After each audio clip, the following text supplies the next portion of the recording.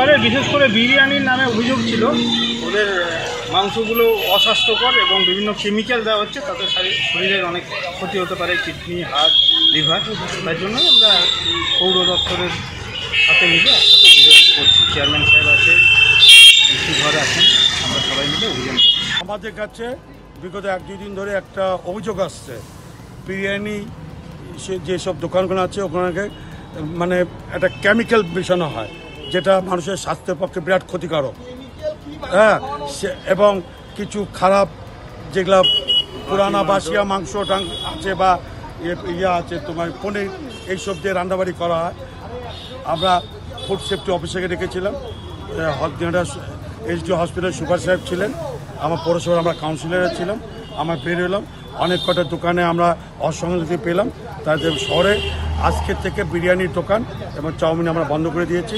কালকে এদিকে যা এদের নথিপত্র আছে তাদেরকে নিয়ে পৌরসভায় আসতে বলছি, এবং স্যাম্পল টেস্ট করে যদি উপযুক্ত ঠিক পাই তাহলে একটা কথা, না